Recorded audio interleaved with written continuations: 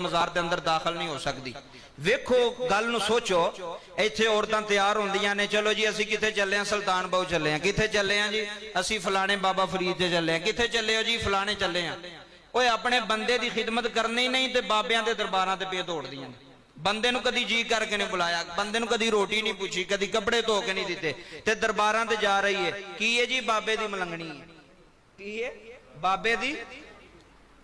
हुण ऐसियां औरतां नूं लित्तर पैणे च बहुत ज्यादा, कब्र विच भी ते हशर विच भी, जेड़ियां इंज दरबारां ते बेहयाई। पिंडां थावां विच वेखो हुण मौसम आ गया मेलियां दा, मेले लगते पे ने, बुढ़ियां बंदे कट्ठे, ढोल टमका वजदा पिया, मेले ते जा रहे हैं, ढोलकियां चुकियां ने, घड़ोलियां चुकियां जी। मन्नत सुखी सी जी साडा पुत्र होवेगा, असीं घड़ोली लैके जावांगे। मना जे अपनी औरतां नूं मना कर दिओ, किसे दरबार ते कोई औरत ना जावे, किसे मज़ार ते कोई औरत ना जावे, किसे मेले ते कोई औरत ना जावे। इस्लाम इसकी इजाजत नहीं दे रहा, इस्लाम मना कर रहा है कि जिथे बेहयाई होवे उत्थे औरत नहीं जानी चाहिए। असीं दरबारां ते गए हैं बाबा जी, मंजर वेख्या, मैं मिंबर ते बैठा, मिंबरे रसूल ते बैठा, मस्जिद च बैठा, दुआ करनी होवे ना, दुआ मज़ार ते जाके एक रूहानियत होंदी है। बुजुर्ग अल्लाह दे वली ने, उन्हां मेहनतां कीतियां ने, अज अल्लाह दे वली उन्हां दा नाम जिंदा है। फज़कुरूनी अज़कुरकुम वशकुरूली वला तकफुरून। अल्लाह फरमांदा तुसी मेरा जिक्र करो, मैं तुहाडा जिक्र करांगा।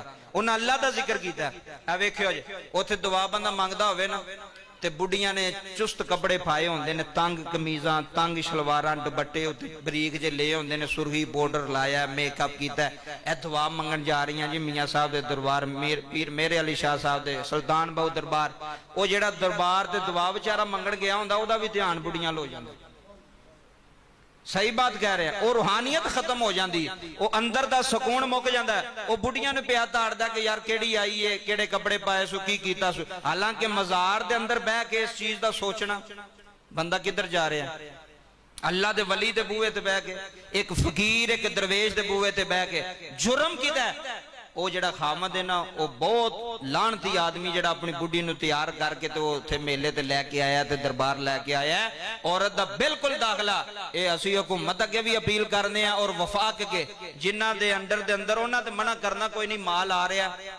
हुण जिहड़ी एक बीबी आके 500 रुपया गले विच पांदी पई है, हुकूमत क्यों मना करना, या वफाक ने क्यों मना, काफ वाले मना करना। उन्हें कहना ठीक है माल आ रहा, ये तो खामद नूं सोचना चाहिए, भरा नूं सोचना चाहिए। जिहड़ी बुढ़ी आखे ना मैं दरबार जाना है, उन्होंने कहे इत्थे मेरे कपड़े धो के इस्त्री कर, ये दरबार है, इत्थे मेरी खिदमत कर, तेनू अल्लाह ताला अजर अता फरमाएगा। लेकिन नहीं, असीं आने दरबारां वल दौड़ो, उत्थे सान काम है, नाले कपड़े लोकां नूं विखाओ, नाले मेकअप लोकां नूं विखाओ, नाले जिस्म विखाओ। वो अल्लाह दे वली भी लानता भेजदे होणे ने उस बंदे ते उस औरत ते। आ मेले लगदे, वेखो पिंडां विच किन्नी बेहयाई जे, नहीं हो रही बेहयाई। तुर जाओ पिंडां विच मेलियां विच, वेखो जाके बुढ़ियां बंदे कट्ठे धमालां पे पांदे ने। इस चीज ने तो सुन्नियत नूं तबाह कीता। लोग इतराज करते हैं, तुहाड़ियां बुढ़ियां मेलियां ते जांदियां, दरबारां ते जांदियां। गल तो सच्ची है, जाना नहीं चाहिए। घर औरत दा पड़दा, औरत दा माणे पड़दा, अपने घर रवे। और दूसरे नंबर ते है जिन्ने तुसी बैठे, अज मेरा मौजू वलियां दा है, तो मैं 2-3 बातां जरूरी ने जिहड़ियां तुहाडे सामने पेश करनियां, जुमले सुन लियो।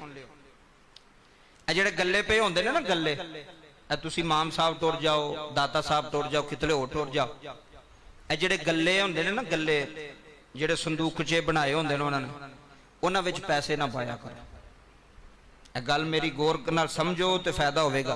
उन्हां विच पैसा पाने नाल तुहानूं कोई फायदा नहीं। फायदा पता क्यों नहीं? वो जिन्ने तुसी पैसे पा रहे हो हुकूमत नूं जा रहे हैं, उस महकमे नूं जा रहे हैं। उहदे नाल बेहतर है कि जिहड़ा 500 रुपया तुसी गले विच पाना ना, वो हुकूमत दे खाते टुर गया, वो औकाफ दे अदारे दे खाते टुर गया। उन्हें किसी गरीब गरूब नूं नहीं देना, उन्हें टैलां पत्थर शत्तर लवा के, पक्के शक्के लवा के, बस ठीक बकाया अपने खजाने। गलियां च पैसा कदी ना पाओ। जिदों भी किसी दरबार ते जाओ, उहदे नाल बेहतर है जिहड़ा 500 100 200 पाना जे ना, गले तो बेहतर है कि अपने महल्ले दे किसी गरीब नूं दे छड़ो। जिहड़े बंदे समझदार ने उन्हां तक गल पहुंच गई होनी है। किसी यतीम नूं दिओ, किसी नूं कपड़े लै दिओ, किसी नूं जुत्ती लै दिओ। वो गले च 500 रुपया पाण नाल बेहतर होएगा, फायदा होएगा। यार किसी दे मुंह विच रोटी पई है, किसी दे तन ते कपड़ा आया, एवं 500 पा छड़िया, 2000 पा छड़िया, 3000 पा छड़िया, कोई फायदा नहीं जे। बच जाओ इस चीज तो। गले उन्हें अपने वास्ते बनाए ने। अल्लाह दे वलियां आख्या भी जो असीं फोत हो जाइए तो साडे सराणी गल्लां ला छड़ियो। किसी एक वली आख्या होवे, बाबे फरीद ने आख्या होवे, हजरत गौस पाक ने आख्या होवे, हजरत सुल्तान बहु ने आख्या होवे, किसी गरीब नूं दिओ। ਕਿਸੇ ਯਤੀਮ ਨੂੰ ਦਿਓ, ਕਿਸੇ ਦਾ ਫਾਇਦਾ ਹੋਵੇ, ਇਨਸਾਨੀਅਤ ਦਾ ਫਾਇਦਾ ਹੋਵੇ, ਕਿਸੇ ਦਾ ਤਨ ਜਿਹੜਾ ਟਕਿਆ ਜਾਵੇ, ਕਿਸੇ ਦੇ ਭੁੱਖੇ ਦੇ ਮੂੰਹ ਵਿੱਚ ਰੋਟੀ ਜਾਵੇ। ਸਭ ਨਾਲੋਂ ਵੱਡੀ ਇਬਾਦਤ। ਇਸ ਵਾਸਤੇ ਇਸ ਤੋਂ ਇhtiyat ਕਰੋ ਤੇ ਗੱਲਿਆਂ ਵਿੱਚ ਪੈਸੇ ਪਾਣੇ। ਚਾਦਰਾਂ 50-50 60-60 ਚਾਦਰਾਂ ਮਜ਼ਾਰਾਂ ਤੇ ਚਾੜ ਦਿੰਦੇ ਨੇ। ਇੱਕ ਚਾਦਰ ਬੜੀ ਅੱਲਾ ਹਜ਼ਰਤ ਨੇ ਫਤਵਾ ਲਿਖਿਆ ਜੇ ਫਤਾਵਾ ਰਿਜ਼ਵੀਆ ਦੇ ਅੰਦਰ, ਆ ਫਰਮਾਉਂਦੇ ਨੇ ਇੱਕ ਚਾਦਰ ਮਜ਼ਾਰ ਤੇ ਹੋਣੀ ਚਾਹੀਦੀ।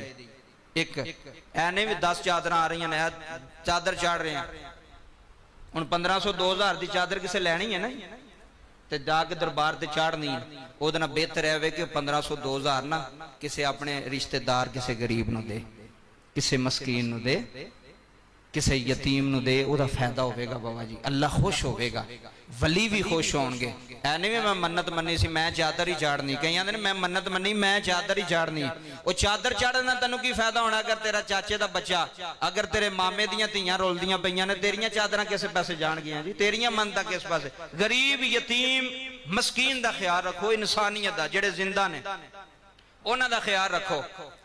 ਇੱਕ ਦਰਵੇਸ਼ ਸੀ ਨਾ, ਗੱਲ ਸਮਝਿਓ, ਤੇ ਉਹ ਦਰਵੇਸ਼ ਬਾਬਾ ਜੀ ਇੱਕ ਚੌਧਰੀ ਨੂੰ ਪੁੱਛਦਾ, ਚੌਧਰੀ ਸਾਹਿਬ ਅਗਰ ਮੈਂ ਤੁਹਾਡੇ ਘਰ ਫੌਤ ਹੋ ਜਾਵਾਂ ਤੇ ਮੇਰੇ ਨਾਲ ਕੀ ਸਲੂਕ ਕਰੋਗੇ? ਫਕੀਰ ਪੁੱਛਣ ਲੱਗਾ ਚੌਧਰੀ ਨੂੰ, ਅਗਰ ਮੈਂ ਤੁਹਾਡੇ ਘਰ ਫੌਤ ਹੋ ਜਾਵਾਂ, ਮੇਰੀ ਰੂਹ ਨਿਕਲ ਜਾਏ, ਮੇਰੇ ਨਾਲ ਕੀ ਸਲੂਕ ਕਰੋਗੇ? ਉਹਨੇ ਕਿਹਾ ਸਲੂਕ ਹੀ ਕਰਨਾ ਦਰਵੇਸ਼ਾ, ਤੈਨੂੰ ਗੁਸਲ ਦੇਵਾਂਗਾ ਤੇ ਤੈਨੂੰ ਕਫਨ ਦੇਵਾਂਗਾ ਤੇ ਦਫਨ ਕਰ ਦੇਵਾਂਗਾ। ਤੇ ਦਰਵੇਸ਼ ਮੁਸਕਰਾਨ ਲੱਗ ਪਿਆ। ਚੌਧਰੀ ਆਖਣ ਲੱਗਾ ਹੱਸਣਾ ਕਿਉਂ ਮੈਂ? ਉਹਨੇ ਕਿਹਾ ਹੱਸਣਾ ਤਾਂ ਵਾ ਜਦੋਂ ਮਰਾਂਗਾ ਉਦੋਂ ਕਪੜਾ ਦੇਣਾ ਹੀ, ਹੁਣ ਜਿੰਦਾ ਵਾ ਹੁਣ ਤੇ ਦੇ ਛੱਡ। ਵੇ ਜਦੋਂ ਦੁਨੀਆ ਤੋਂ ਟੁਰ ਜਾਵਾਂਗਾ ਉਦੋਂ ਮੈਨੂੰ ਤੂੰ ਗੁਸਲ ਦਵੇਂਗਾ, ਕਫਨ ਦਵੇਂਗਾ, ਉਹ ਮੈਨੂੰ ਕਫਨ ਜੋਗਾ ਕਪੜਾ ਹੋਣੀ ਦੇ ਛੱਡ, ਹੋਣੀ ਮੇਰਾ ਜਿਸਮ ਨੰਗਾ, ਮੈਂ ਹੋਣੀ ਇਸਤੇਮਾਲ ਕਰ ਲਾ, ਹੁਣ ਪਾ ਲਾ। ਅਸੀਂ ਜ਼ਿੰਦਾ ਨਾਲ ਨਹੀਂ ਕਰਦੇ, ਮੁਰਦਾ ਨਾਲ ਫਿਰ ਹੋਣੇ ਓਏ ਹੋਏ ਹੋਏ ਹੋਏ ਯਾਰ ਟੁਰ ਗਿਆ ਬੰਦਾ। ਨਹੀਂ, ਇਹ 2 ਨੰਬਰੀ ਇਹ ਡਰਾਮੇਬਾਜ਼ੀ ਹੈ, ਇਸ ਦਾ ਫਾਇਦਾ ਕੋਈ ਨਹੀਂ ਹੋਣਾ।